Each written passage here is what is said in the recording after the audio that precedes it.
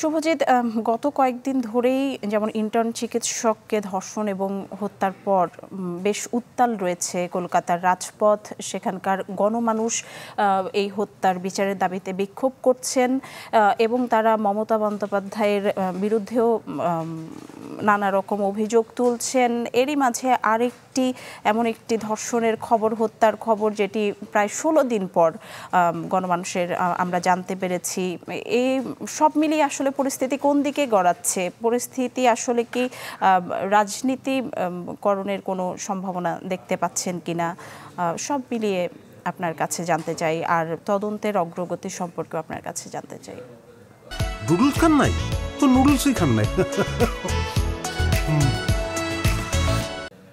দেখুন, প্রথমে বলি, একজন নারী মুখ্যমন্ত্রীর শাসনামলে নারীরা সুরক্ষিত থাকবে এমনটাই কিন্তু আশা করা হয়েছিল, এবং পশ্চিমবঙ্গকে কিন্তু বারবার বিভিন্ন প্যারামিটারে সুরক্ষিত রাজ্য বলে চিহ্নিত করা হয়েছিল। কিন্তু যদিও আপনি দেখেন 2011 সাল থেকে পার্ক স্ট্রিট গণধর্ষণ কাণ্ডের পর থেকে পশ্চিমবঙ্গে গণধর্ষণ বা ধর্ষণের যে প্যারামিটার সেটা কিন্তু বেড়ে চলেছে, এবং এখানেই কিন্তু নারীদের মূলত মূল কনসার্ন যে তাদের সুরক্ষা কোথায়। তারা বলছে পশ্চিমবঙ্গের ক্ষেত্রে রাত তাদের ক্ষেত্রে কোনোভাবেই সেফ নয়, এবং বারবার সেটা প্রমাণিত হয়েছে।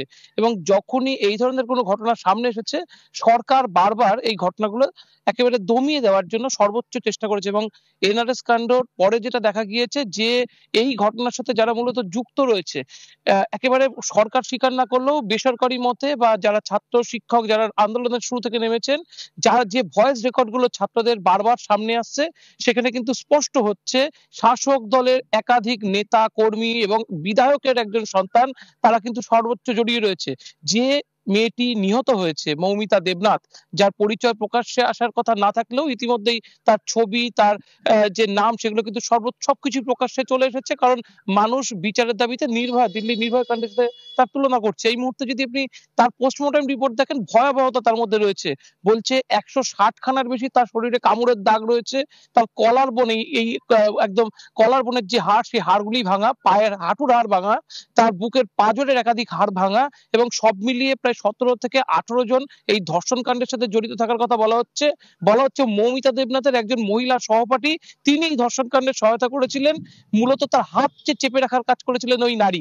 একাধিক যে র্যাকেট, অর্থাৎ সেক্স র্যাকেট, পাশাপাশি মাদকের র্যাকেট এই কলেজ ঘিরে এগুলো কিন্তু উঠে আসছে, এবং তার সাথে প্রত্যক্ষভাবে উঠে আসছে এই কলেজের যে অধ্যক্ষ ছিল, সেই অধ্যক্ষের জড়িত থাকার কথা। এবং এটা স্বীকার করছে কারা? খোদ সেই হাসপাতালের যারা ইন্টার্ন চিকিৎসক ছিলেন, যারা এই নিপীড়নের মধ্যে দিয়ে দিনের পর দিন গিয়েছেন, তারাই কিন্তু স্বীকার করছেন। এবং আপনি যেটা বলছিলেন, শুধুমাত্র কিন্তু নারী সুরক্ষার দিকে নারীরা যে গর্জে উঠেছে, শুধু এনআরএস কাণ্ডের জন্য নয়। আপনি যদি দেখেন নদিয়ায় আজকে একই ধরনের আরেকটি ঘটনা সামনে এসেছে, যেখানে একজন চিকিৎসকের মৃত্যুর ঘটনা সামনে এসেছে। গুজরাট থেকে একটা এরকম ঘটনা সামনে এসেছে। পাশাপাশি গতকাল একদম যেখানে এনআরএস কাণ্ডের থেকে যেখানে যে ঘটনা ঘটেছে, তার থেকে মাত্র 20 কিলোমিটার দূরে উত্তর 24 পরগনার এক খালের পাশ থেকে কিন্তু আরেকটি নারীর দেহ উদ্ধার হয়েছে, যে দেহের এখনো পর্যন্ত কমপ্লিট শনাক্ত পুলিশ করতে পারেনি। সব মিলে পুলিশের দিকে অভিযোগ উঠছে যে পুলিশ কোনো না কোনো ভাবে শাসক দলের সঙ্গে যারা যুক্ত রয়েছে, তাদের এই ঘটনা থেকে আড়াল করার যে চেষ্টা, সেটা সম্পূর্ণভাবে করছে। এবং এখানেই কিন্তু মানুষের যে দাবি ছিল যে মুখ্যমন্ত্রী মমতা বন্দ্যোপাধ্যায় তিনি মানবিক হবেন, তিনি এই ঘটনার প্রতিবাদ জানাবেন। কিন্তু তিনি যেটা জানালেন শুরু থেকে, যে সিভিক ভলেন্টিয়ার ধরা পড়েছে এখনো পর্যন্ত, যার ছবি সিসিটিভি থেকে দেখা গিয়েছে, তার ফাঁসির দাবি জানিয়েছেন মুখ্যমন্ত্রীর ভাতিজা অভিষেক বন্দ্যোপাধ্যায়, তৃণমূল কংগ্রেসের দ্বিতীয় নেতা এই মুহূর্তে। তিনি কিন্তু সরাসরি এনকাউন্টারের কথা বলেছেন। কিন্তু পড়ুয়াদের দাবি যে মানুষটিকে এই মুহূর্তে ফাঁসি দেওয়া হচ্ছে, কার্যত তারা বলছে কোন আনকোট ফাঁসি দেওয়া হচ্ছে, সেই সঞ্জয় নামের সিভিক ভলেন্টিয়ার, তিনি কিন্তু এই ঘটনার সাথে যুক্ত ছিলেন না। তিনি কিন্তু যুক্ত হয়েছিলেন, অর্থাৎ যে মেয়েটিকে খুন করা হয়েছে, মৃতদেহের উপরে ধর্ষণ করা হয়েছে কার্যত, ইনি কিন্তু সেই কাজে যুক্ত ছিলেন। কিন্তু প্রাথমিকভাবে যে ধর্ষণ কাণ্ড বা হত্যা, তার সাথে কিন্তু এরা যুক্ত ছিল না। মূল যারা অপরাধী, তাদের আড়াল করা হচ্ছে, এবং তাদের আড়াল করতে, গোটা ঘটনাকে এড়িয়ে যেতে এই সঞ্জয়কে তাড়াতাড়ি করে ফাঁসির কাঠে চড়ানোর যে কাজ, সেটা মুখ্যমন্ত্রী মমতা বন্দ্যোপাধ্যায় করাতে চাইছে। বলে রাখা ভালো যে বাংলাদেশের সাম্প্রতিক যে ঘটনা, যেটাকে পশ্চিমবঙ্গের ভাষায় বলা হচ্ছে একেবারে বাংলা বসন্ত, সেই বাংলা বসন্তের ঢেউ এই মুহূর্তে কিন্তু এই হত্যাকাণ্ডের পর পশ্চিমবঙ্গের দিকে একেবারে দেখা যাচ্ছে, পশ্চিমবঙ্গের কোনায় কোনায় ছড়িয়ে পড়েছে। যে রাত জাগো যে কর্মসূচি ইতিমধ্যেই মহিলারা নিয়েছিলেন। সেই মহিলাদের কর্মসূচিতে কিন্তু পুরুষরাও যোগ দিয়েছিলেন।